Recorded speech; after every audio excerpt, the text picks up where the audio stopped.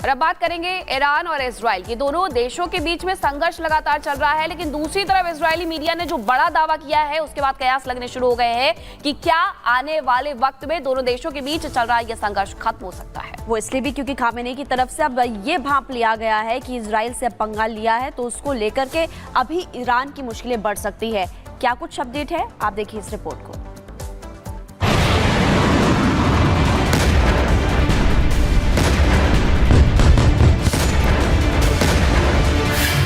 Israeli media का बड़ा दावा।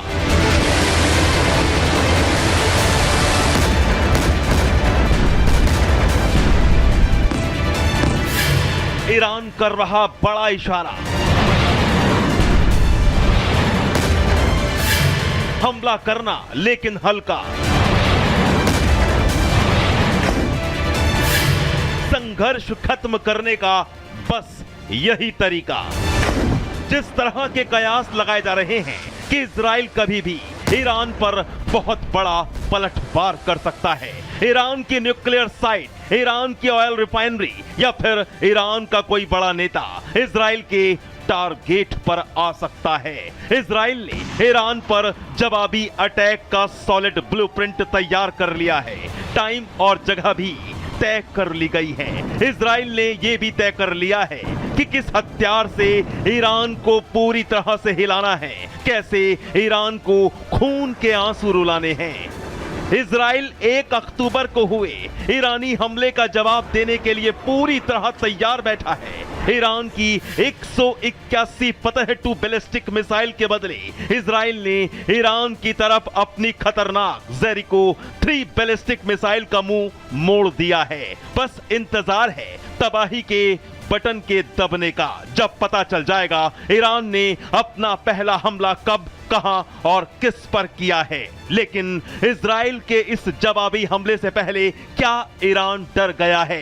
क्योंकि ईरान पर काउंटर अटैक से पहले इजरायली मीडिया ने एक बहुत बड़ा दावा किया है। ईरान को लेकर इजरायली मीडिया ने दावा किया है कि ईरान ने इजराइल को इशारा दिया है हमले पर सीमित प्रतिक्रिया से संघर्ष का दौर खत्म हो सकता है। जैसा कि पिछली दफे हुआ था, इन दोनों देशों ने अटैक किया था। ईरान ने कई 100 मिसाइल के साथ किया था, मगर मैसेजिंग थी जिससे कोई ज़्यादा क्षति इजराइल को नहीं पहुंची थी। और फिर उसके बाद इजराइल ने भी जो अटैक किया था ईरान के ऊपर, वो भी बहुत मामूली सा नुकसान हुआ था। उसी प्रकार का लोग चाहते हैं कि इस दफ़े भी ऐसा ही हो। जो अक्टूबर 1 का पे जो ईरान ने अटैक किया था उसका भी बदला ऐसे ही। इजरायली मीडिया के दावे के मुताबिक ईरान कह रहा है कि इजराइल उसके हमले का जवाब हल्के में देगा तो ईरान और इजराइल के बीच जो टेंशन है वो खत्म हो सकती है। अब सवाल ये कि क्या ईरान इजराइल के जवाबी हमले की तैयारी भांप चुका है? क्या ईरान जानता है कि अगर इजराइल ने हमला किया तो फिर उसका असर कितना भयानक होगा?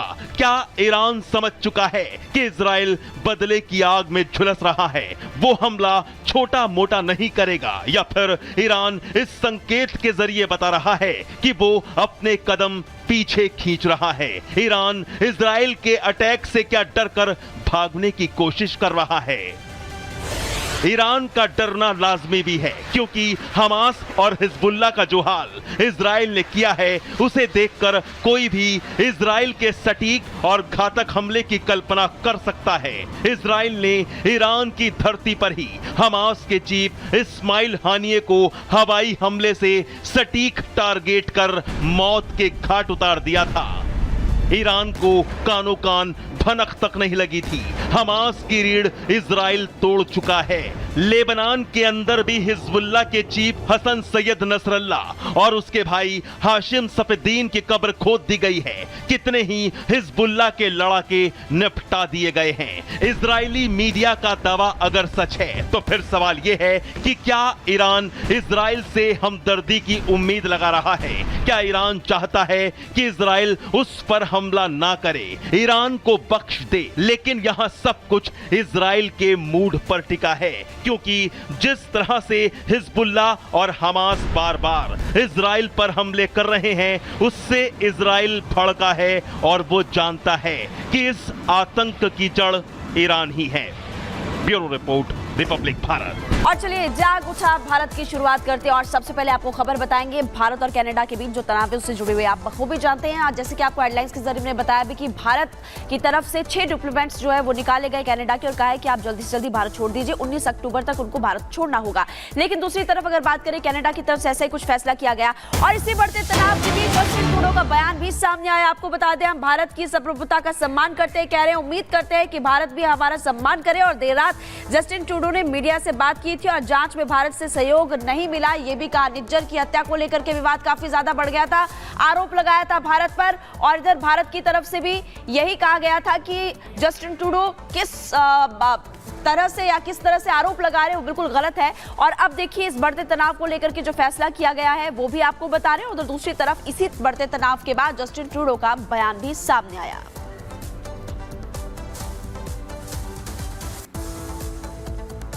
कनाडा और भारत के बीच में तल्खी बढ़ते जा रही है और इस तल्खी को कम करने की बजाय जस्टिन ट्रूडो इसे अपने बयान से और ज्यादा बढ़ा रहे हैं।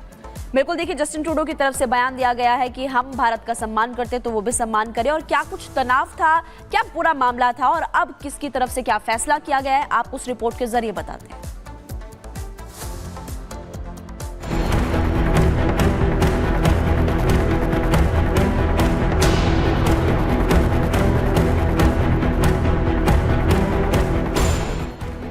कनाडा और भारत के बीच फिर बढ़ी तकरार, कनाडा के झूठ पर भारत का करारा पलटवार। सोमवार को कनाडा पुलिस की एक प्रेस कॉन्फ्रेंस हुई और उस प्रेस कॉन्फ्रेंस में भारत विरोधी जो जहर उगला गया उसने दोनों देशों के रिश्तों में एक बार फिर दूरियां पैदा कर दी हैं।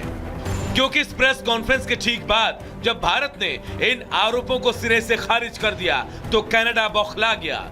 सबसे पहले हम आपको रॉयल कैनेडियन माउंटेड पुलिस का वो बयान सुनाते हैं जिस पर विवाद शुरू हुआ।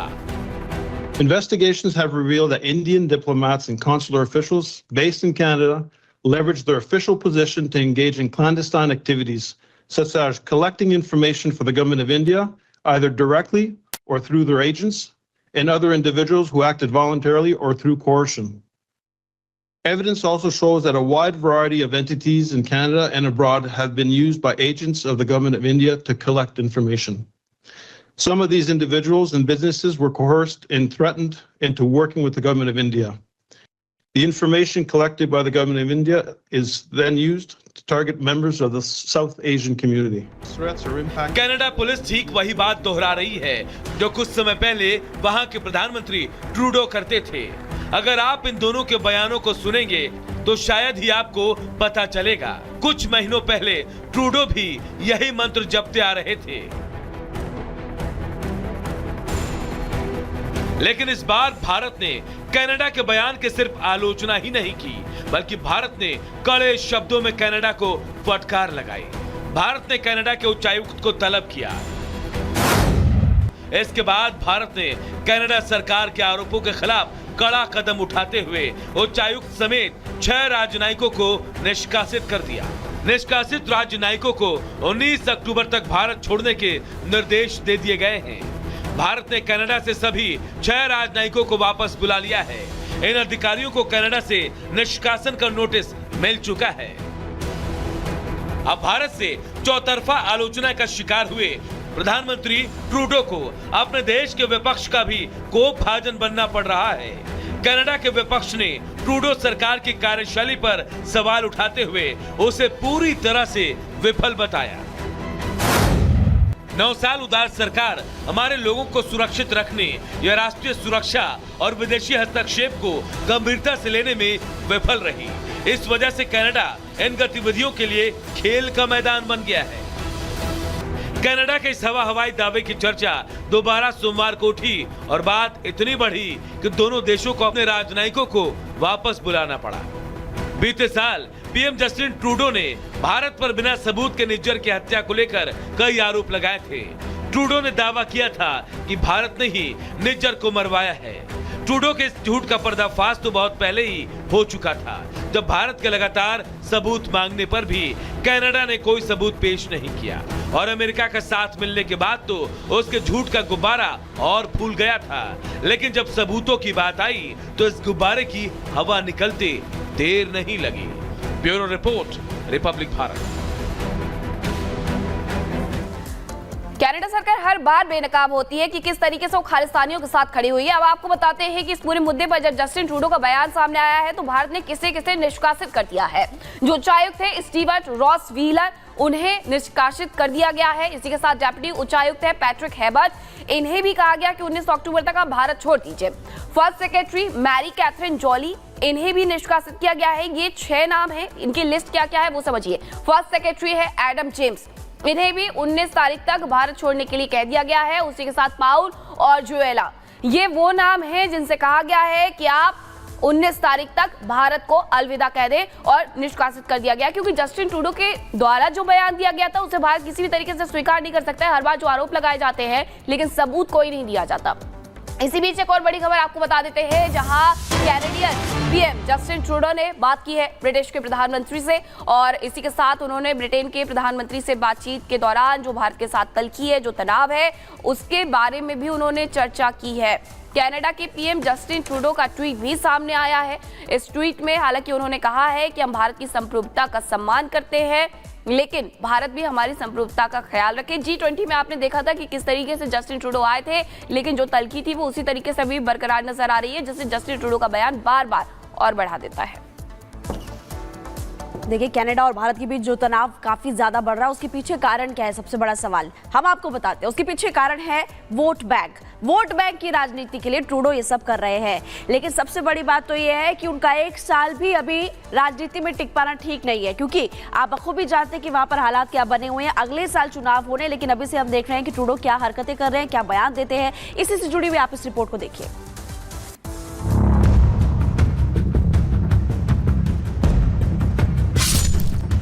खालिस्तान समर्थकों के हमदर्द ट्रूडो, वोट बैंक के लिए भारत से दुश्मनी,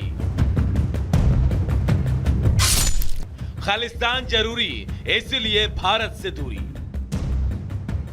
भारत के साथ ट्रूडो की बढ़ती दूरी कोई नई बात नहीं है, लेकिन भारत से दूरी बढ़ाकर ट्रूडो किसके नजदीक होते जा रहे हैं, यह पूरी दुनिया देख चुकी है। ट्रूडो न सिर्फ खालिस्तानी समर्थकों का साथ दे रहे हैं, बल्कि उनकी आड़ में अपना राजनीतिक बचाव भी कर रहे हैं। भारत विरोधी खालिस्तानी समर्थकों के खात्मे से वो कितने दुखी हैं, ये उनकी स्पेशल पुलिस के बयान से भी पता चलता है। So yes, I mean, it is targeting the South Asian community, but what we've seen is there's specific targeting